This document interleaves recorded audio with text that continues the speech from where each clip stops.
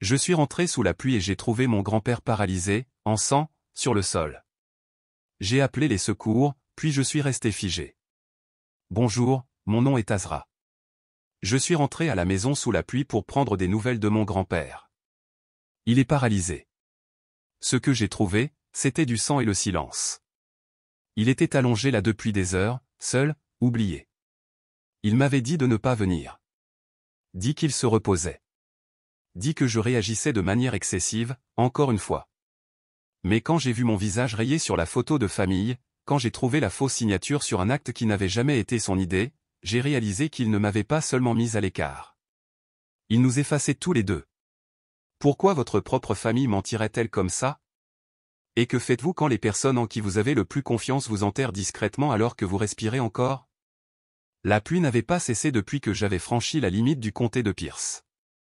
D'épaisses gouttelettes s'accrochaient à mon pare-brise, brouillant tout entraîné, les panneaux de signalisation, les feux de stop, la silhouette de cette sortie usée en direction de Tacoma.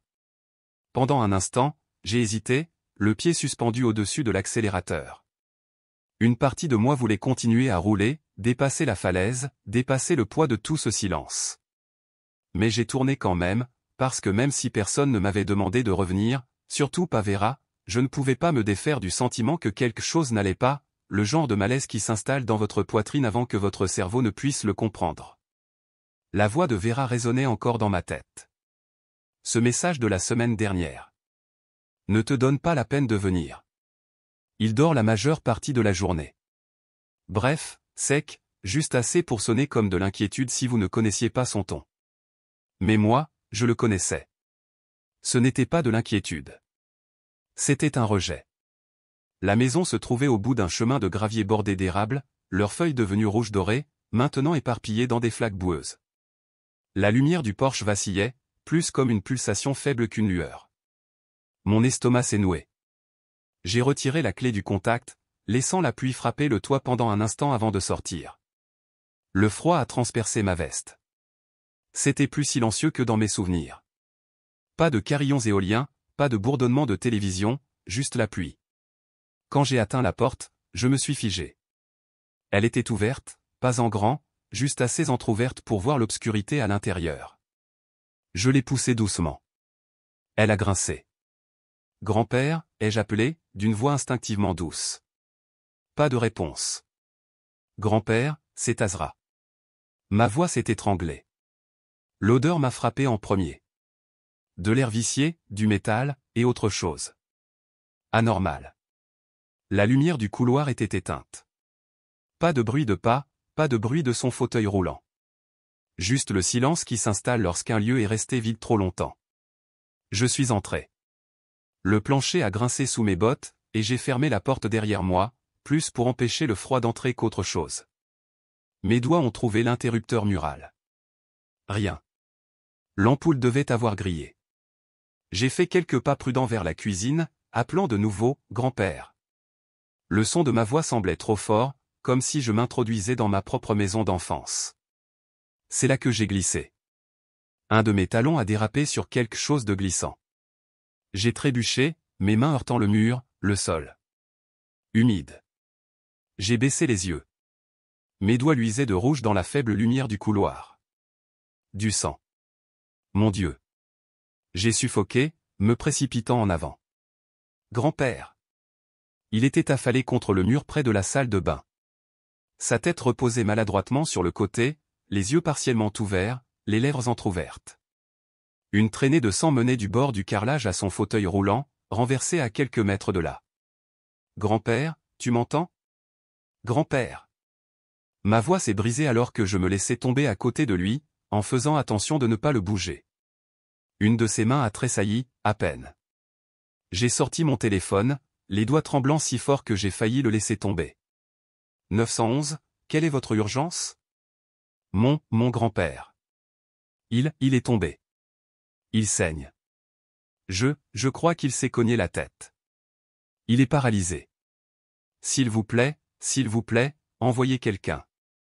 L'opératrice m'a gardé en ligne, me guidant à travers des vérifications de base, mais mon cerveau semblait distant, comme si j'observais le moment au lieu de le vivre. Sa voix était calme. La mienne ne l'était pas, il respire, mais je ne sais pas depuis combien de temps il est comme ça. Y a-t-il quelqu'un d'autre à la maison avec vous? Non, juste moi. Les secours arrivent, a-t-elle dit. Restez en ligne. Mais je ne pouvais plus parler. Je suis juste resté accroupi là, pressant doucement ma veste sur le côté de sa tête, essayant de ne pas pleurer, essayant de ne pas penser. Je me suis souvenu d'être assise avec lui sur ce même sol quand j'avais 7 ans, en train de jouer aux échecs. Il me laissait gagner jusqu'à ce que je sois assez intelligente pour savoir qu'il me laissait faire. Il avait l'habitude de dire « Le monde est bruyant, Azra. Écoute plus attentivement les parties silencieuses. » J'écoutais maintenant. Je suis resté à côté de lui jusqu'à ce que j'entende la sirène de l'ambulance monter au loin, puis se rapprocher. Des lumières rouges et bleues rebondissaient sur la fenêtre du porche. Quelqu'un a frappé à la porte. Par ici, ai-je crié. 2 ambulanciers ont fait irruption, leur efficacité contrastant avec l'immobilité dans laquelle je venais d'être piégé. Ils se sont déplacés rapidement. Question, signes vitaux, le soulevant doucement. Savez-vous à quelle heure cela s'est produit? A demandé l'un d'eux. J'ai regardé l'horloge du micro-ondes dans la cuisine, 17h41. J'étais arrivé juste avant 17h30. Je ne sais pas, ai-je admis. Je l'ai trouvé comme ça. L'un d'eux a hoché la tête, l'écrivant. Alors qu'ils l'emmenaient sur le brancard, je les ai suivis jusqu'au porche. La pluie avait repris de plus belle, coulant en minuscules rivières sur le bord du toit. Je n'ai pas bougé. L'ambulancier a fait une pause. Vous venez avec nous? Je vous suivrai en voiture, ai-je dit doucement. Il a hoché la tête et a disparu dans le véhicule, les portes se refermant avec un bruit sourd. Je les ai regardés s'éloigner, les feux arrière s'estompant dans le brouillard. Puis j'étais de nouveau seul. Pas de sirène, pas de voix, juste la pluie. Et la question qui pulsait plus fort que les battements de mon cœur, pourquoi était-il seul? Je n'ai pas suivi l'ambulance tout de suite. Au lieu de cela, je suis resté là sur le porche, les lattes de bois glissantes à cause de la pluie, respirant l'odeur de pain humide et de cuivre. Mes mains tremblaient encore, sans que je puisse dire si c'était à cause du froid ou du choc. Ce n'est qu'après que les feux arrière ont disparu au tournant que je me suis enfin décidé à bouger, rentrant à l'intérieur juste assez longtemps pour prendre mon sac et mes clés. L'horloge de la cuisine clignotait 17h47. Je n'étais là que depuis quelques minutes, mais le temps avait une façon cruelle de s'étirer quand on avait peur. Les urgences de Saint-Joseph étaient à 15 minutes, mais j'ai conduit plus lentement que nécessaire, regardant la route à travers le flou des essuie-glaces et des questions. Pourquoi la maison était-elle si silencieuse? Pourquoi était-il seul? Je me suis garé sur le parking un peu après 18h. La pluie n'avait pas cessé. Elle transformait le parking en un miroir peu profond, reflétant le panneau rouge « Urgence » au-dessus de l'entrée. J'ai laissé le moteur tourner assez longtemps pour reprendre mon souffle. Mes paumes étaient moites, mes manches tachées d'un rouge terne qu'aucune pluie ne pourrait rincer. À l'intérieur, l'hôpital était chaud mais stérile, eau de javel, latex, une faible odeur d'antiseptique. L'infirmière à la réception m'a adressé un bref hochement de tête et m'a tendu un formulaire, puis a désigné la salle d'attente. L'horloge au-dessus de son bureau indiquait 19h12. Je me suis assise. Mon manteau me collait à la peau. Mes cheveux bouclés contre mes joues, encore humides. De l'autre côté de la pièce, un jeune homme tapotait nerveusement sur son genou, et une femme en blouse dormait contre le bras d'un fauteuil en vinyle. Le temps passait. Aucune nouvelle. C'est alors que je l'ai remarqué de nouveau sur ma main. Le sang, séché maintenant, couleur rouille, accroché dans le creux entre mon pouce et mon index. Je l'ai fixé, me souvenant de la façon dont la tête de grand-père reposait contre le mur, de la façon dont ses lèvres avaient bougé, mais aucun son n'était sorti. La dernière fois qu'il m'avait regardé comme ça, j'avais 10 ans. Je m'étais perdu lors d'une sortie scolaire au parc d'État. Quand il m'avait finalement trouvé, pleurant sous un arbre, il m'avait serré si fort dans ses bras que j'avais cru que mes côtes allaient se briser. « Azra » avait-il murmuré, « tu es ma boussole. » À l'époque, je pensais que c'était juste quelque chose qu'il disait pour me calmer. Maintenant, cela résonnait comme une prophétie. Azra Whitlow a interrompu une voix. Je me suis levé presque trop vite. Le médecin, un homme d'une 50aine d'années avec des cheveux poivre et sel et le genre de regard qui avait vu trop de familles s'effondrer dans ce couloir, m'a fait signe de le suivre. Nous avons marché devant des rideaux tirés et des machines silencieuses jusqu'à ce que nous nous arrêtions devant une petite chambre. À l'intérieur, grand-père était branché à des moniteurs, un bandage autour de la tête, des tubes dans les bras. Il paraissait encore plus petit que dans mes souvenirs, comme si le temps l'avait réduit. Il est stable, a dit le médecin, mais il y a autre chose. Je me suis tourné vers lui, le cœur dans la gorge. D'après le schéma de séchage du sang et les escarres que nous avons trouvés, nous estimons qu'il était sur ce sol depuis environ 5 heures avant que vous ne le trouviez.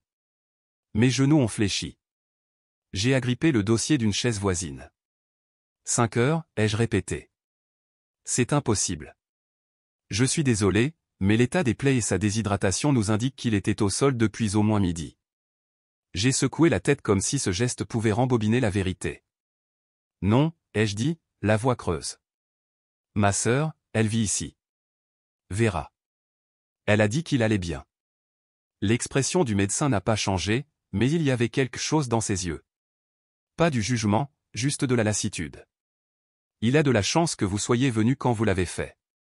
Cette phrase m'a suivi dans le couloir alors que je quittais la chambre. Chanceux.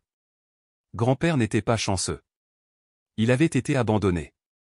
Je suis sorti prendre l'air et j'ai sorti mon téléphone, les mains tremblant encore. Le numéro de Vera clignotait sur l'écran. Elle a décroché à la 3e sonnerie. Quoi encore, a-t-elle lancé sèchement. Quoi encore, ai-je répété, la voix glaciale. Il était sur le sol depuis midi, Vera. Une pause. Juste assez longue pour sembler répéter. J'étais occupé. Je t'avais dit de ne pas venir, n'est-ce pas? C'est exactement pour ça que tu sèmes toujours la pagaille. Mes doigts se sont crispés sur le téléphone. Il aurait pu mourir. Mais ce n'est pas le cas, a-t-elle dit platement. Alors arrête de jouer les saintes pour être venue une fois en 5 ans. Celle-là m'a frappé comme un coup de poing, mais je n'ai pas bronché. J'ai raccroché avant qu'elle ne puisse en dire plus. Je ne lui donnais pas cette satisfaction. Quand je suis revenu à la maison, le ciel s'était assombri en un bleu lourd. La pluie goûtait encore des gouttières du porche. À l'intérieur, tout était comme je l'avais laissé, toujours lourd, en attente. J'ai posé mon sac dans la cuisine et je me suis tourné vers le couloir. Il y avait quelque chose de trop tranchant dans le silence, comme s'il avait été nettoyé trop parfaitement. Je me suis dirigé vers la bibliothèque où grand-père gardait ses vieux dossiers et j'ai cherché le moniteur du système de sécurité. L'écran clignotait en rouge. J'ai appuyé sur quelques boutons. Le système a redémarré. La lecture a commencé. 10h12. Normal. 12h47. Rien. 15h13. Gel. L'écran a sauté. Vide. L'horodatage a disparu. Enregistreur vidéo numérique déconnecté. J'ai vérifié à l'arrière. Le câble avait été arraché. J'étais arrivé à 15h30. Quiconque avait fait ça savait quand j'arrivais. J'ai reculé lentement, mon cœur martelant comme s'il avait son propre secret à révéler. C'est alors que je l'ai vu sur le mur de l'autre côté du couloir où grand-père avait autrefois accroché notre portrait de famille. Un nouveau cadre. La même photo. Mais quelque chose n'allait pas. Je me suis approché. Mon visage avait été rayé. Pas déchiré, pas enlevé. Rayé avec colère, profondément, encore et encore. Je l'ai regardé pendant un long moment. Quelqu'un n'avait pas seulement voulu que je parte, il voulait que je sois effacé. Je suis resté dans le couloir plus longtemps que je n'aurais dû, la photographie rayée me brûlant encore. Mes yeux passaient d'un visage à l'autre, figés dans le temps. Vera avec son sourire impeccable. Ma mère avec cet air fatigué qu'elle avait perfectionné au fil des ans. Grand-père avec un bras autour de moi, l'autre posé sur le dossier de la chaise. Mais il y avait maintenant une absence brutale. Mon visage avait été tailladé, encore et encore, comme si quelqu'un essayait de me supprimer avec des ciseaux émoussés. Cette photo était autrefois accrochée au-dessus du fauteuil de lecture de grand-père dans le bureau.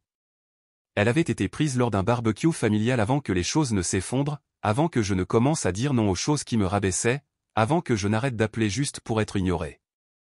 Ce n'était pas une simple crise de colère enfantine ou de la méchanceté gratuite. C'était intentionnel. J'ai tenu le cadre un instant, ma respiration inégale. Le verre était froid, mais la rage sous ma peau était volcanique. Pas bruyante, juste lourde. Mesurée. Je n'ai pas crié. Je n'ai pas juré. J'ai juste posé la photo soigneusement sur la table du couloir et je me suis dirigé vers mon ancienne chambre. Ma main a hésité sur la poignée de porte. Je n'y étais pas entré depuis peut-être 3 ans, peut-être plus. Pas depuis que j'avais quitté Tacoma pour de bon, traînant une seule valise derrière moi comme si c'était tout ce qu'il fallait pour me détacher de cet endroit. La porte a grincé en s'ouvrant. La chambre semblait exactement la même au premier abord, les mêmes murs lilas délavés, le même lit jumeau avec le cadre qui grince, la même bibliothèque remplie de vieux livres de poche et de trophées de lycée que personne n'avait pris la peine de dépoussiérer. Mais plus je regardais, plus je remarquais ce qui manquait. Le tiroir supérieur de mon bureau avait été vidé. Mes livres préférés cornés, remplis de notes avaient disparu. La photo encadrée de grand-père et moi pêchant à Brown's Point n'était plus sur l'étagère. Je suis resté là, faisant des pas lents comme si je marchais dans le souvenir de quelqu'un d'autre de moi. C'est alors que j'ai vu la boîte en carton dans le couloir marqué au marqueur noir, bric-à-brac. Elle n'était même pas dans ma chambre, juste posée devant la porte comme des ordures. Je me suis accroupi et je l'ai ouverte. À l'intérieur, une pile de choses poussiéreuses que je n'avais pas réalisé avoir laissées derrière moi. Un certificat plié de l'université, mention honorable. Un ours en peluche auquel il manquait un œil. Une carte d'anniversaire de grand-père avec son écriture tordue, à ma fille préférée, ne laisse pas le monde te transformer en pierre. Au fond de la pile se trouvait un Polaroid, moi et grand-père sur le porche, tous les deux en flanelle, des tasses de chocolat chaud à la main. Quelqu'un l'avait recollé après qu'il se soit déchiré. Ils avaient l'intention de me retirer bien avant aujourd'hui, ai-je murmuré. Pas seulement physiquement et émotionnellement, culturellement, comme si j'étais une relique d'une branche de la famille qu'ils préféraient oublier. Je me suis assise sur le bord du lit, la boîte à côté de moi. La pièce semblait trop silencieuse, comme si elle écoutait. J'ai fixé le plafond. Je me suis souvenu d'avoir envoyé un message à Vera le week-end dernier, demandant si je pouvais passer. Elle avait répondu tard ce soir-là, il a dormi toute la journée. Mieux vaut ne pas, et puis, quelques heures plus tard, un message vocal de ma mère, Azra, ma chérie, laisse-le simplement se reposer. Il est si facilement submergé maintenant, et ça a été difficile. Alors, je ne suis pas allé. Je les ai crus. Ou peut-être que je voulais les croire. Je voulais penser qu'elle faisait enfin ce que je ne pouvais pas faire, prendre soin de lui, être là. Et pendant tout ce temps, elle triait mes affaires comme si j'étais déjà morte pour elle. Je me suis levé, je suis retourné dans le couloir. Les lumières ont vacillé à mon passage, le vieux câblage faisant encore des siennes. C'est drôle comme certaines choses dans cette maison n'avaient pas changé du tout. Je suis entré dans la cuisine, l'endroit où la plupart des drames familiaux s'étaient déroulés au fil des ans. La table avait toujours la même nappe à fleurs laides tachée de ronds de café et de cire de bougie. La chaise au bout, celle où grand-père avait l'habitude de s'asseoir, était vide. Un souvenir a surgi, moi à 16 ans, criant sur Vera parce qu'elle m'avait coupé pendant une conversation sur l'université. Grand-père était resté silencieux tout le temps, sirotant son thé. Puis, après qu'elle soit sortie en claquant la porte, il s'était penché et avait dit « Tu parles comme si tes mots comptaient. N'arrête pas. » Je n'ai pas arrêté, mais ils ont arrêté d'écouter. Je me suis dirigé vers la fenêtre de la cuisine, les bras croisés. La pluie parsemant la vitre de gouttes paresseuses. Maintenant, la tempête avait commencé à s'estomper. Mon téléphone a vibré. Une notification de message vocal de Vera. Je n'avais pas besoin d'écouter pour connaître le ton, mais je l'ai quand même lu. On ne peut pas recommencer à faire des histoires? Il ne s'agit pas de toi, Azra. Ne rends pas les choses plus difficiles qu'elles ne le sont déjà. Plus difficiles pour qui? Pour elle.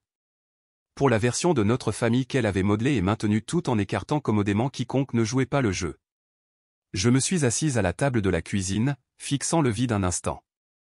Puis j'ai attrapé un stylo non pas pour répondre, mais pour tracer une ligne dans mon propre esprit. Ils m'ont effacé de la famille, mais ils ne l'effaceront pas lui. Pas l'homme qui m'a appris à faire du porridge juste comme il faut. Pas celui qui m'a tenu dans ses bras quand mon premier animal de compagnie est mort. Pas celui qui veillait tard pour lire des livres de philosophie avec moi, même si ses yeux faiblissaient. Non, il méritait plus que le silence, plus que d'être laissé à saigner sur un sol froid pendant que tout le monde autour de lui mesurait les désagréments. La lumière a de nouveau vacillé. Un frisson a parcouru la pièce. Je me suis levé, la boîte à la main, et je l'ai ramenée dans ma chambre, la plaçant doucement dans le placard. Un jour, je la jetterai moi-même, mais pas encore. L'écran s'est éteint à la fin du message vocal, et je suis restée assise là, toujours à la table de la cuisine, la même où grand-père me glissait des biscuits supplémentaires quand personne ne regardait.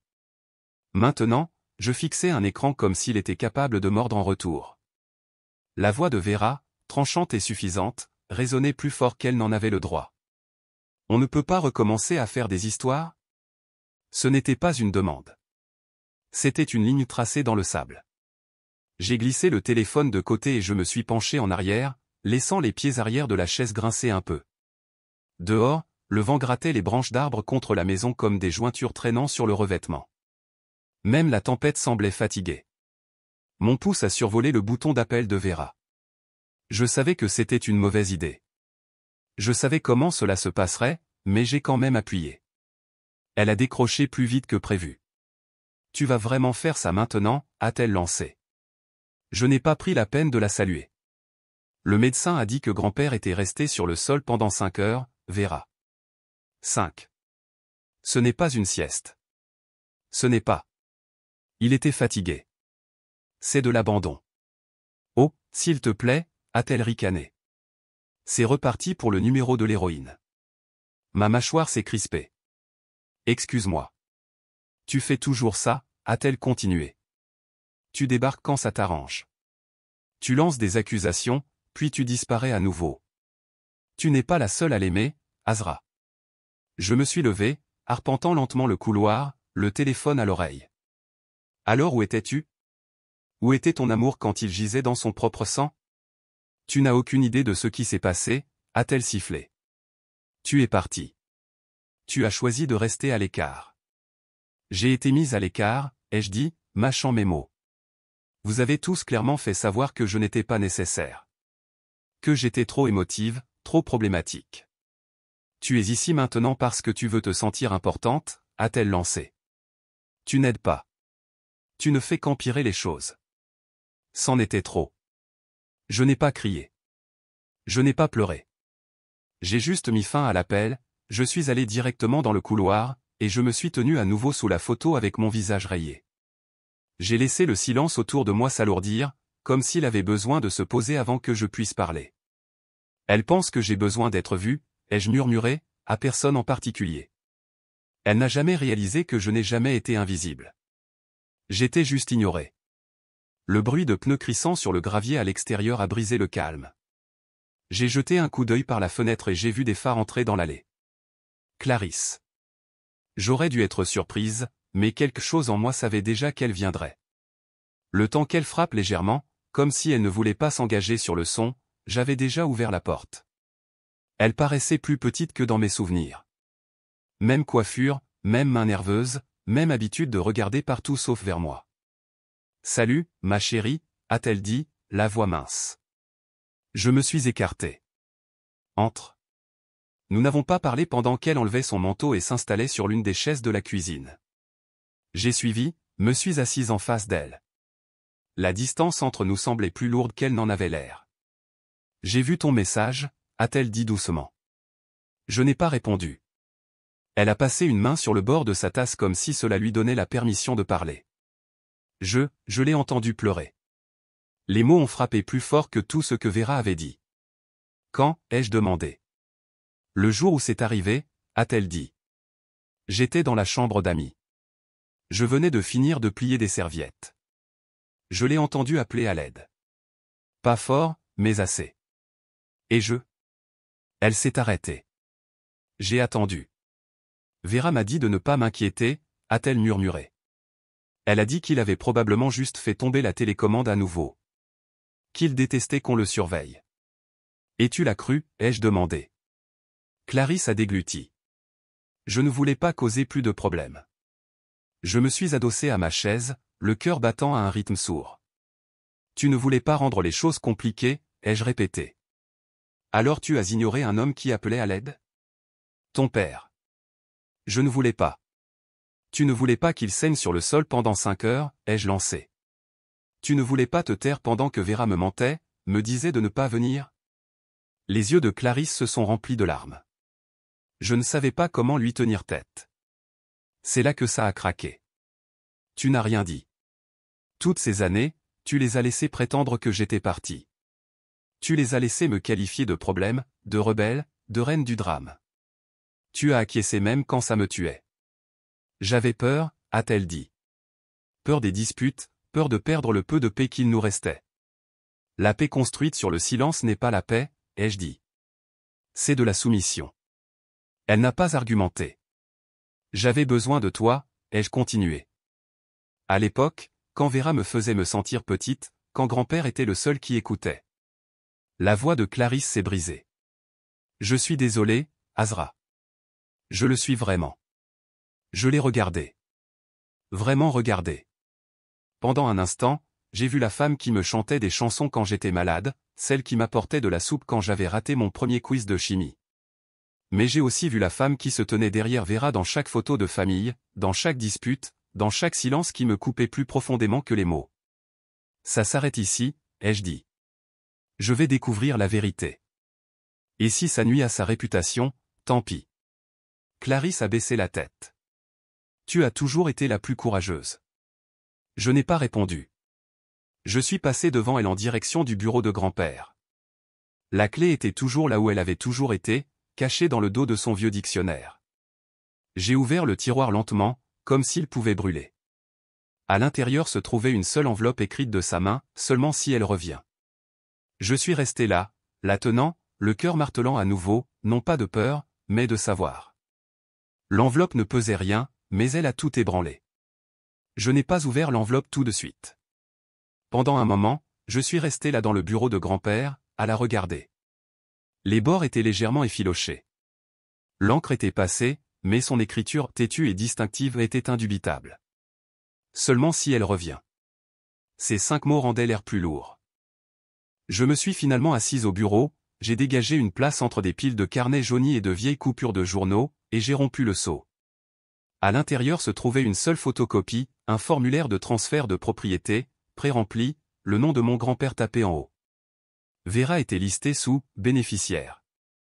Il n'était pas signé, mais quelqu'un avait tenté de tracer son nom au stylo maladroitement, de manière peu convaincante. La ligne de signature était enfoncée comme si le stylo avait fait une pause bien avant d'appuyer. Il y avait une note adhésive collée dans le coin. Dans l'écriture tremblante de grand-père, ne pas signer ceci. Elle essaiera à nouveau. Je l'ai mis de côté, le souffle bloqué dans mes poumons. De l'autre côté de la pièce, son classeur était légèrement entrouvert. Je l'ai ouvert et j'ai fouillé jusqu'à ce que je trouve ce que je cherchais, des cartes d'anniversaire. Des dizaines, peut-être des centaines, une pour chaque année. J'ai sorti la mienne de l'année dernière, celle où il avait écrit à l'encre rouge parce que son encre bleue était épuisée. La signature était soignée, légèrement de travers, mais réelle. J'ai posé les deux côte à côte, la carte et le formulaire de transfert. La fausse n'était même pas proche. Ils avaient essayé de copier son nom comme un enfant imitant l'écriture cursive. J'ai sorti mon téléphone, j'ai ouvert l'appareil photo et j'ai commencé à enregistrer. J'ai narré chaque détail, la photocopie, la note, la vraie carte. Je ne savais pas si j'en aurais besoin plus tard, mais je voulais que la vérité soit documentée. Si Vera voulait jouer à des jeux, elle devrait le faire à la lumière du jour. Cette nuit-là, je n'ai pas pu dormir. Je suis resté allongé dans mon ancienne chambre, regardant les ombres bouger sur le plafond tandis que les branches tapaient à la fenêtre à un rythme lent et régulier. Le vent avait changé. Moins de tempête, plus d'agitation. Vers 4 heures du matin, j'ai abandonné et je suis allé pieds nus dans la cuisine. J'ai fait une cafetière et je me suis assise à la table, écoutant le café couler comme s'il pouvait offrir des conseils. La maison était silencieuse, trop silencieuse. À 5h12, mon téléphone a vibré. Je pensais que c'était encore Vera, prête pour le deuxième round. Mais ce n'était pas un appel. C'était une notification. Mon ancien téléphone, que j'avais laissé en charge dans le coin, s'était synchronisé avec le Wi-Fi de la maison. Et avec cette connexion est venu autre chose, l'accès à l'ancien groupe de discussion familiale. Je ne l'avais pas regardé depuis des années. La curiosité non, quelque chose de plus laid m'a poussé à le prendre. Les derniers messages dataient d'hier. Vera, devinez qui est enfin de retour en ville. Un cousin que je me souvenais à peine, laisse-moi deviner. Azra la martyre. Un autre cousin, lol elle est de retour pour faire une scène. Veut toujours sa part de pitié. Puis quelqu'un d'autre, j'espère qu'elle n'amène pas les flics avec elle cette fois. J'ai fixé l'écran, le pouls battant. Je ne reconnaissais pas le dernier numéro. C'était peut-être un des amis de Vera. Peut-être quelqu'un ajouté pour rire. Quoi qu'il en soit, il riait à mes dépens. J'aurais dû être blessé. Au lieu de cela, je me sentais lucide. Il ne se cachait même plus. Clarisse est entrée dans la cuisine juste au moment où je posais le téléphone. Elle avait l'air fatiguée, comme si la maison lui avait aspiré quelque chose pendant la nuit. Elle s'est versé une tasse de café sans un mot et s'est assise en face de moi. « Tu es levé tôt » a-t-elle dit doucement. « Je n'ai pas dormi » ai-je répondu. Trop de choses en tête. Elle n'a pas demandé quoi. Nous avons bu en silence. Puis j'ai parlé. Je rencontre Monsieur Green aujourd'hui. Ses yeux se sont levés. Il répond encore à tes appels? Je l'ai regardé droit dans les yeux. Il a toujours répondu aux miens. Elle a de nouveau baissé les yeux, puis a hoché la tête une fois, lentement. Après le petit déjeuner, j'ai rassemblé les documents, le faux transfert, la note de grand-père, la carte d'anniversaire et je les ai mis dans un dossier. Peu m'importait que Vera pense que je faisais une scène. Je n'étais pas intéressé par le drame. J'étais intéressé par les preuves. Alors que je fermais la fermeture éclair de mon sac, le téléphone s'est à nouveau allumé. Nouveau message, groupe de discussion familiale, de moi. J'ai tapé, je sais ce que vous avez essayé de faire. Arrêtez maintenant, sinon je ne m'arrêterai pas. Il n'a pas fallu longtemps à Vera pour répondre, et c'est pour voir. J'ai fixé l'écran, puis j'ai tapé 3 mots, vous n'aimerez pas les preuves que j'apporte. J'ai appuyé sur envoyer, et pour la première fois depuis des jours, j'ai senti quelque chose changer. Il ne s'agissait plus seulement de grand-père. Il s'agissait des années que j'avais passées à laisser les gens parler par-dessus moi, me diminuer, m'effacer.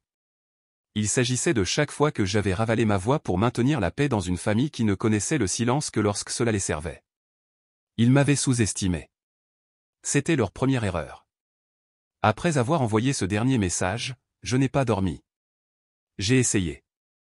Mon Dieu, j'ai essayé. Mais chaque fois que je fermais les yeux, je voyais le visage de Vera, j'entendais sa voix avec ce ton moqueur qu'elle avait perfectionné au fil des ans. Et c'est pour voir.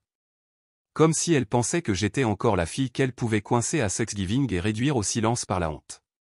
Cette fille était partie depuis longtemps. Quelque temps juste avant l'aube, je me suis assoupi sur le canapé avec la télévision à faible volume. Les nouvelles locales défilaient sur l'écran, alerte météo, retard de circulation, un chat disparu. Je n'écoutais pas vraiment.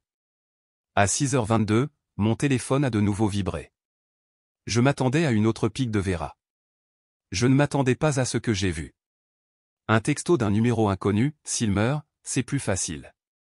Tu le sais. Tu n'étais jamais censé revenir. C'était tout. Pas de ponctuation, pas de nom. Avant que je puisse faire une capture d'écran, le message a disparu. Autosuppression.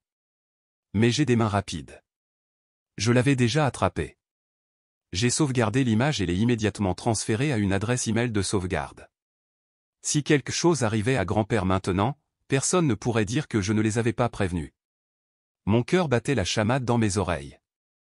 Je me suis levé, j'ai arpenté la cuisine, le téléphone serré. Puis j'ai appelé l'opérateur, j'ai signalé le numéro. La femme au bout du fil était calme, polie, mais ferme. Cela semble provenir d'une carte SIM prépayée jetable, probablement intraçable. Parfait.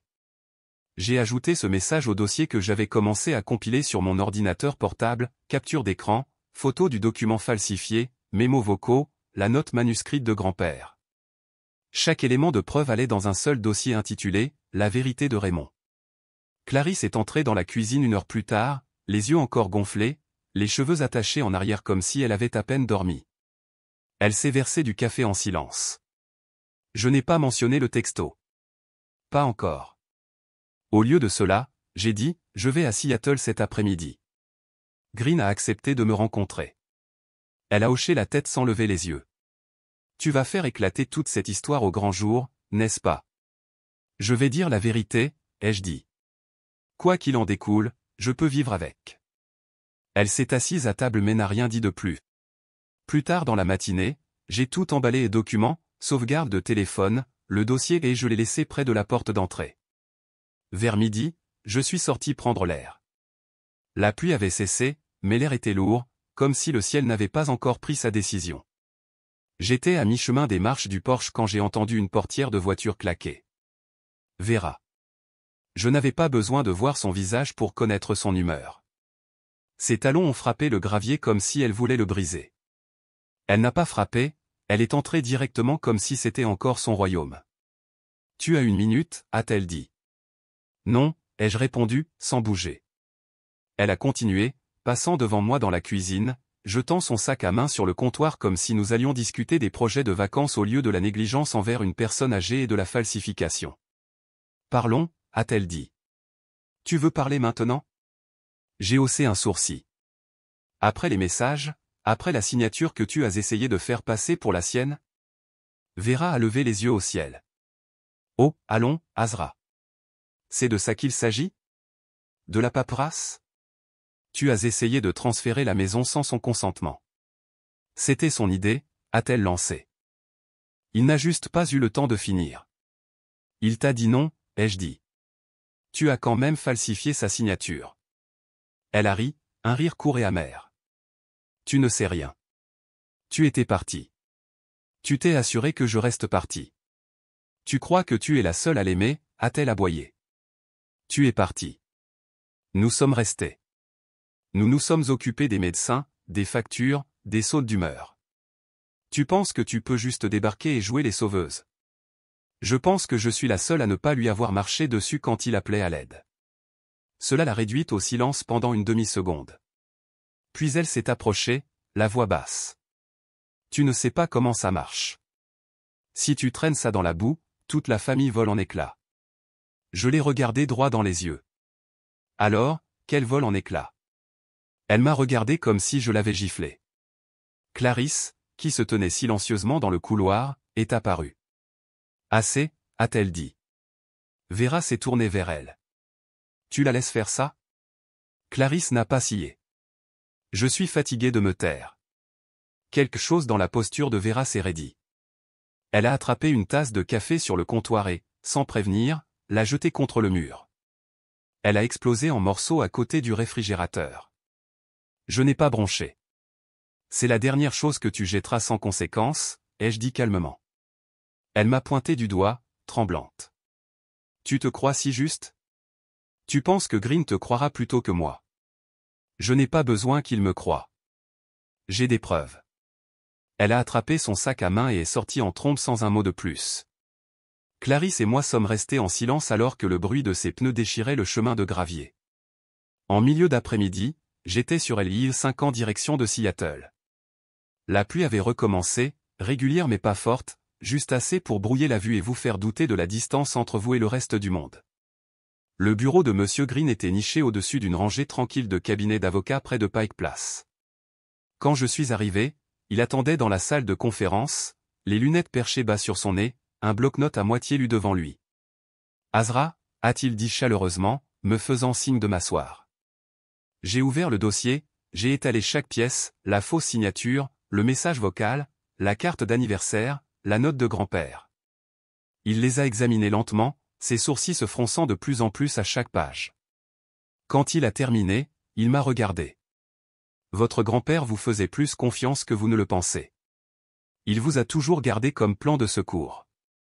Je pense que vous étiez peut-être son seul véritable plan. J'ai dégluti difficilement. Y a-t-il un autre document? Il a tapoté la table une fois, deux fois. Il se pourrait. Son ton m'a dit ce que ces mots ne disaient pas. S'il y avait un autre testament, un que Vera ne connaissait pas, cela allait devenir beaucoup plus compliqué. J'ai quitté le bureau en me sentant plus ancré que je ne l'avais été depuis des jours. Il ne s'agissait plus seulement de grand-père. Il s'agissait de ce qu'il pensait pouvoir encore faire en toute impunité. Le temps que je rentre à Tacoma, le ciel était passé à ce doré crépusculaire qui rendait tout plus doux qu'en réalité. Ne vous laissez pas tromper par la lumière. Rien dans cette journée n'était doux. Monsieur Green m'avait donné l'enveloppe avant que je ne quitte son bureau. Il n'a pas dit grand-chose en me la tendant, juste qu'elle était dans son coffre-fort depuis 3 mois à la demande expresse de grand-père. Il a dit qu'il ne faisait plus confiance à l'énergie de cette maison. Green m'a dit que grand-père avait dit vouloir s'assurer que tu reçoives ce qui t'appartenait déjà. Maintenant, assise dans le salon avec Clarisse faisant les 100 pas derrière moi, j'ai ouvert cette enveloppe devant tout le monde, Vera, ma mère, 2 de mes cousins, et Madame Bell, qui a insisté pour venir quand je lui ai dit que j'avais besoin de quelqu'un de l'extérieur. Le testament mis à jour était simple, clair et notarié. Daté de 3 mois auparavant. Il me laissait la maison, le compte d'épargne et l'autorité décisionnelle médicale complète. Aucune condition, aucune question. Vera fut la dernière à arriver. Elle est entrée avec ce sourire rigide qui n'atteignait jamais ses yeux. « Tu as sérieusement convoqué une réunion ?» a-t-elle dit en jetant son sac à main sur le canapé. « On a 12 ans ou quoi ?»« Non, » ai-je dit. Mais il semble que je doive expliquer les choses comme si c'était le cas.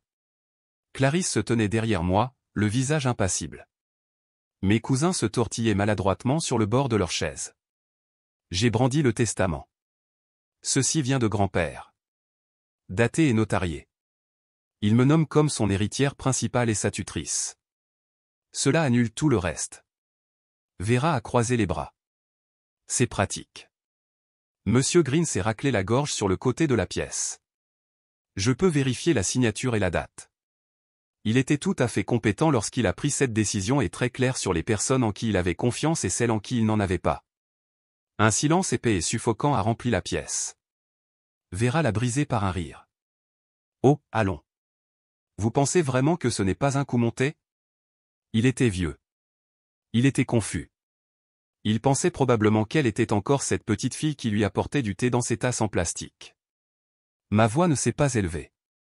Ou peut-être qu'il se souvenait exactement de qui était là quand il avait besoin de quelqu'un. Madame Bell, qui sirotait tranquillement son thé près de la fenêtre, a posé sa tasse avec plus de force que nécessaire. Je l'ai entendu, a-t-elle dit doucement. Tout le monde s'est tourné. Quoi, a demandé Vera. J'ai entendu votre grand-père ce jour-là, a répété Madame Bell. Par la fenêtre. Il appelait à l'aide. Vous vous trompez, a lancé Vera. J'ai frappé, a continué Madame Bell. Vous avez ouvert la porte. Vous m'avez dit que c'était la télévision, que Raymond se reposait. La pièce s'est figée. Les lèvres de Vera se sont entr'ouvertes, mais aucun son n'en est sorti. Je me suis tourné vers elle. Tu ne l'as pas seulement abandonné. Tu as repoussé les gens qui essayaient d'aider. Le sang-froid de Vera s'est fissuré comme du verre sous la chaleur. Il déclinait. D'accord? Il était confus la moitié du temps. Il ne se souvenait plus de l'année. Nous faisions de notre mieux. Non, dit soudain Clarisse. Sa voix tremblait, mais elle résonnait plus fort que je ne l'avais entendue depuis des années. Tu m'as dit qu'il allait bien. Tu as dit que tu avais pris de ses nouvelles. Vera s'est retournée pour lui faire face. Oh, maintenant tu es de son côté? Clarisse s'est avancée. J'aurais dû écouter mon instinct, mais j'étais fatigué. J'avais peur. Et toi, a-t-elle pointé Vera du doigt, tu as fait croire que ce serait pire d'intervenir. Il allait mourir de toute façon, a crié Vera. À quoi bon traîner ça dans la boue? L'intérêt, ai-je dit en me levant lentement, c'est qu'il était vivant, et il méritait mieux que d'être laissé sur le sol pendant des heures pendant que tout le monde prétendait que rien n'allait. Tu veux juste passer pour l'héroïne, a grogné Vera. Comme toujours. Débarquer, récolter les louanges, faire comme si tu étais meilleur que tout le monde. Je me fiche de mon apparence, ai-je dit. Cela ne me donne pas de pouvoir. Cela confirme juste ce que grand-père savait déjà. J'étais toujours à lui. Elle m'a regardé, le souffle saccadé, les mains serrées, puis son téléphone a sonné. Elle a baissé les yeux. Identification de l'appelant, département du shérif local. Le sang a quitté son visage. La main de Clarisse est allée à sa bouche. Mes cousins ont échangé des regards inquiets. Madame Bell a haussé les sourcils mais n'a rien dit. Vera a fait taire l'appel et m'a regardé avec une rage que je n'avais pas vue depuis que nous étions enfants, nous disputant pour le dernier mot à table. Tu as appelé les flics? Non, ai-je dit. J'ai soumis des preuves. Elle s'est avancée, mais Clarisse lui a barré le chemin, je te l'ai dit doucement Clarisse. Assez. La mâchoire de Vera s'est crispée, son regard balayant entre nous, mais elle n'a rien dit de plus. Elle s'est juste retournée, a attrapé son sac à main et est sorti en trombe. Je ne l'ai pas suivi. La pièce est restée silencieuse pendant quelques longs instants. Puis Monsieur Green a rassemblé les documents, m'a fait un signe de tête et a dit qu'il me recontacterait. Clarisse s'est assise, les mains jointes. Ses yeux étaient vitreux. Je suis désolé, a-t-elle murmuré. Je n'ai pas dit que ce n'était pas grave parce que ça ne l'était pas, mais je me suis assise à côté d'elle quand même. La vérité était enfin apparue, et maintenant la loi frappait à la porte aussi. La maison n'avait pas bougé, pas d'un centimètre, mais tout à l'intérieur semblait déplacé, comme si le centre de gravité s'était enfin ramené là où il devait être. Clarisse était redevenue silencieuse, fixant sa tasse de thé comme si elle pouvait lui offrir une issue à sa culpabilité. Madame Bell se tenait dans le coin, son sac à main toujours serré contre elle, ne sachant si elle devait s'asseoir ou partir. Et Vera, eh bien, Vera n'avait pas dit un mot depuis l'appel du shérif adjoint. Nous étions encore dans cette pause haletante quand j'ai plongé la main dans la poche de mon manteau. Il y a encore une chose, ai-je dit. La pièce s'est tournée vers moi comme si je tenais une mèche allumée, ce qui, d'une certaine manière, était le cas. J'ai sorti mon téléphone l'ancien, celui que je n'avais pas utilisé depuis des mois et j'ai parcouru la galerie jusqu'à trouver la vidéo. Un clip de 2 minutes, granuleux mais clair, datant d'exactement 2 mois. Je l'avais pris lorsque j'étais passé à l'improviste, la dernière fois que j'étais venu sans demander la permission. Avant de dire quoi que ce soit, ai-je ajouté, regardez simplement. J'ai tourné l'écran vers le groupe et j'ai appuyé sur lecture. La vidéo s'est ouverte sur un jardin baigné de la lumière de fin d'été. Grand-père était assis sur le banc qu'il avait construit de ses propres mains en 92. À côté de lui, la petite Emma Bell, la petite fille de Madame Bell, tenait une brique de jus dans une main et un biscuit à moitié mangé dans l'autre. La voix de grand-père est venue à travers l'audio, douce mais stable. Une seule personne s'est souvenue de mon anniversaire cette année. Azra. Pas les autres. Elle me voit, moi, pas seulement ce que j'ai. Je n'ai pas parlé. Personne d'autre non plus. Le silence s'est étiré plus longtemps que je ne m'y attendais. Clarisse a eu un hoquet. Vera a cligné des yeux comme si on lui avait jeté du sable dans les yeux. Même les sourcils de Madame Bell se sont levés avec une sorte de fierté contenue. L'écran est devenu noir. Je ne voulais pas oublier, a finalement dit Vera, mais les mots ont à peine franchi ses lèvres. Il déclinait. Je ne pensais pas que ça avait encore de l'importance. Je me suis tourné vers elle, pas en colère, juste fatigué. Ça a toujours de l'importance, ai-je dit. Même quand ils ne peuvent pas parler, ils ressentent encore. Et même quand ils s'effacent, ils se souviennent de qui est venu. Sa mâchoire a tremblé, mais aucun mot n'a suivi. Puis la porte a grincé. Monsieur Green est rentré dans la pièce. Derrière lui, un shérif adjoint en uniforme a hoché la tête une fois, ses mains fermement posées sur sa ceinture. Mademoiselle Elcott, a-t-il dit. Vera s'est raidie. Ceci est un avis formel. Nous avons ouvert une enquête pour suspicion de négligence et de mise en danger d'une personne âgée. Vous n'êtes pas inculpé pour le moment, mais vous êtes tenu de coopérer pleinement à notre enquête. Elle lui a arraché le papier de la main comme s'il pouvait lui brûler les doigts. C'est ridicule, a-t-elle dit en se tournant vers moi. Tu as toujours voulu me ruiner. Je n'ai pas scié. Non. Je voulais le protéger. Tout le reste est une conséquence. Elle a ouvert la bouche, mais Clarisse s'est levée. Ne fais pas ça, a dit ma mère, la voix basse. Ne fais juste pas ça. Le shérif adjoint et Monsieur Green sont partis peu après, laissant derrière eux un silence qui n'était pas tout à fait paisible, mais certainement plus honnête qu'avant. Vera s'est dirigée vers la porte et s'est arrêtée. Elle a jeté un dernier regard en arrière puis est partie, ses talons claquant contre le parquet avec un défi qui ne sonnait plus comme du pouvoir. Madame Bell a suivi après une douce pression sur mon épaule. Elle n'a rien dit. Elle n'en avait pas besoin. Il ne restait que moi et Clarisse. Elle n'avait pas bougé de là où elle se tenait. Je l'ai laissé me dissuader de me défendre, a-t-elle dit, brisant enfin le silence. Chaque fois que je pensais à faire quelque chose, j'entendais sa voix dans ma tête. Pas la tienne. La sienne. Je n'ai pas parlé. Je suis désolé de ne pas avoir été assez courageuse, a-t-elle ajouté, sa voix presque perdue dans la pièce. J'ai soupiré, puis je me suis assise. Il est trop tard pour réparer ce qui s'est passé, ai-je dit, non par cruauté mais parce que c'était vrai. Mais peut-être pas trop tard pour empêcher que cela ne se reproduise. Elle a hoché la tête. Ce n'était pas la paix, mais c'était quelque chose qui pourrait y mener un jour. Plus tard dans la soirée, après que la maison se soit calmée et que Clarisse soit allée s'allonger, je suis sorti dans le jardin. Il avait recommencé à bruiner léger, rythmique, pas assez pour me faire rentrer. J'ai trouvé le chemin du banc, celui de la vidéo.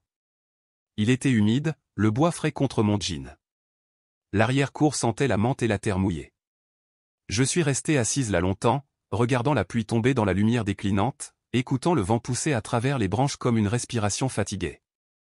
J'espère que tu savais que je suis revenu, ai-je dit doucement.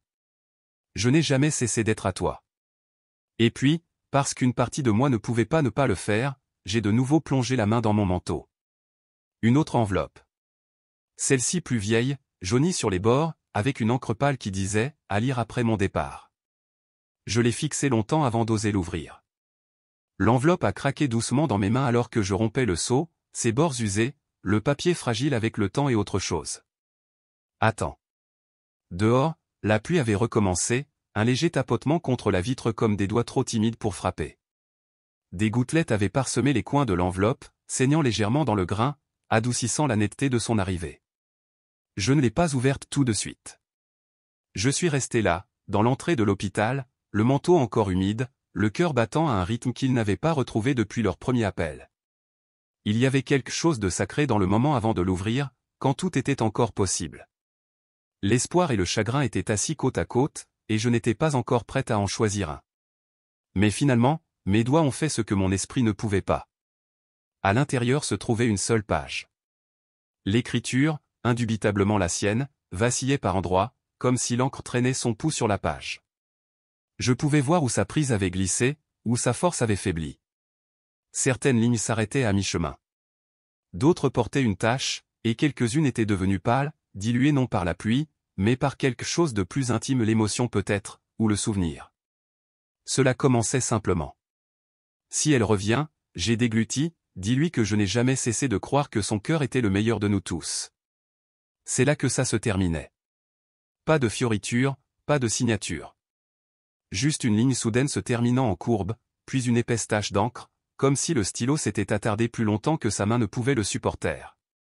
Un silence plus fort que les mots. Il ne l'avait pas terminé. Ou peut-être que c'était sa fin. Un geste incomplet seulement par convention, mais parfaitement entier dans sa signification. Pas d'adieu, pas de signature, juste la foi, juste la confiance, juste lui. J'ai plié la lettre avec des doigts précautionneux et les pressé doucement contre ma poitrine. Je n'ai pas pleuré. Pas encore. Je l'ai juste tenu là sur mon cœur comme si quelque chose de fragile pouvait stabiliser quelque chose de brisé. Le lendemain matin, je suis retourné à l'hôpital. Il n'avait pas bougé. Les infirmières ont dit qu'il n'avait pas bougé une seule fois pendant la nuit. L'immobilité, disait-elle, mais pas l'absence. Pas encore. Je me suis assise à côté de lui, les pages toujours pliées dans ma poche. Ma voix est sortie basse, assez basse pour presque rester secrète, mais j'avais besoin de le dire à voix haute. Je l'ai lu, ai-je murmuré. Tu n'avais pas besoin de la finir. J'ai pris sa main. Elle était fraîche sous mes doigts mais familière, comme quelque chose que j'avais connu avant d'avoir les mots pour le savoir. Je ne m'attendais pas à ce qu'il me la serre en retour. Je n'en avais pas besoin. Je voulais juste qu'il sache que quelqu'un était encore là.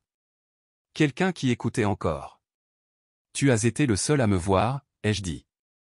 Même quand j'essayais de me rendre invisible, même quand je pensais que disparaître ferait moins mal que de rester.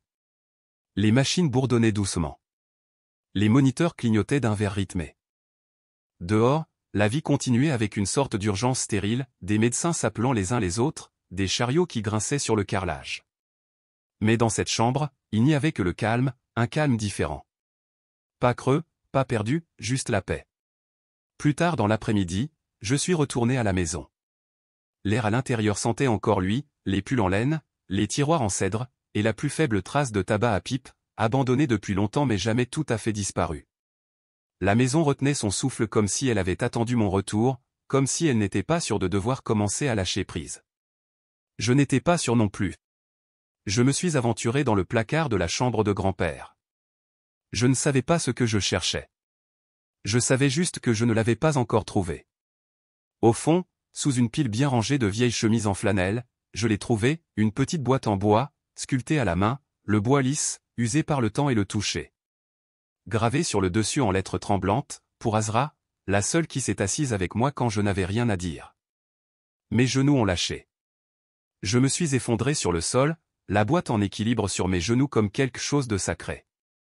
À l'intérieur, attaché avec de la ficelle, se trouvait un carnet en cuir usé. Je l'ai reconnu immédiatement. Chaque page à l'intérieur était quelque chose que j'avais écrit quand j'étais plus jeune, des bribes de poèmes, des histoires, des notes que je lui avais laissées sur la table de la cuisine, de petits fragments de pensées que je ne savais pas qu'il avait gardés. Mais il ne les avait pas seulement gardés. Il les avait lus. Vraiment lus. Sous chaque entrée, dans son écriture soignée, se trouvaient ses pensées. Pas des critiques, pas des corrections, juste des sentiments, des réactions, des réflexions. Une fois, après un poème que j'avais écrit sur le sentiment d'être invisible, il avait simplement écrit « Tu es plus vu que tu ne le sais ». J'ai tracé les mots avec des doigts tremblants. « Tu m'as gardé », ai-je murmuré. Cet après-midi-là, Clarisse est passée. Elle n'a pas dit grand-chose. Elle a juste apporté un thermos de thé et 2 épaisses tranches de cake au citron enveloppées dans du papier ciré. Nous nous sommes assises dans la cuisine, entourées de silence.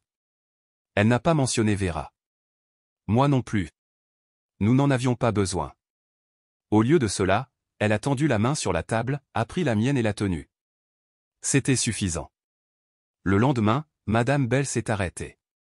Elle n'a pas frappé, a juste laissé une tarte sur le porche enveloppée dans du papier d'aluminium avec une note attachée, « Certaines personnes remboursent l'amour par le contrôle. Toi, tu le rembourses avec soin. » Je n'ai pas touché à la tarte pendant des jours. Elle est restée sur le comptoir de la cuisine comme un témoin, comme un argument final. Une semaine a passé, puis 2. Grand-père ne s'est plus réveillé, mais j'étais là quand il est parti. Ils ont dit que c'était paisible, que son cœur s'était simplement arrêté, que son corps, fatigué et prêt, avait choisi l'immobilité. Je les ai crus, non pas parce que j'avais besoin de réconfort, mais parce que je l'avais déjà vu sur son visage, la paix. Elle avait commencé des jours avant son décès, quand je suis rentré à la maison et que j'ai cessé de me cacher. Il n'avait pas besoin de dire au revoir. Il l'avait déjà fait.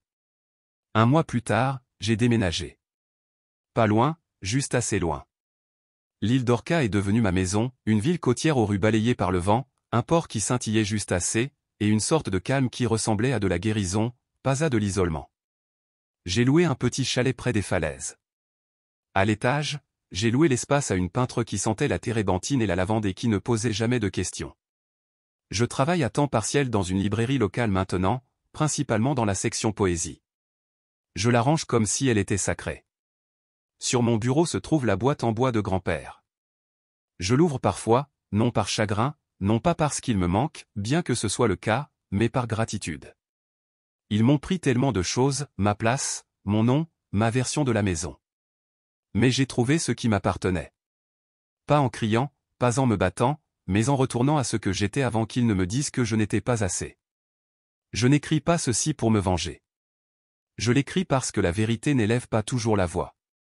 Parfois, elle s'assoit tranquillement dans le jardin. Parfois, elle sauvegarde vos poèmes.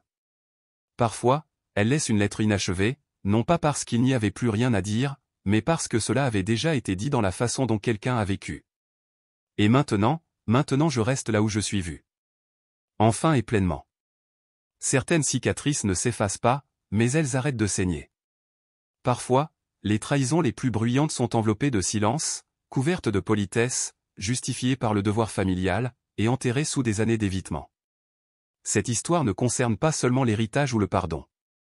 Elle concerne le choix de la vérité quand le silence est plus pratique et le choix d'être vu même après avoir été effacé.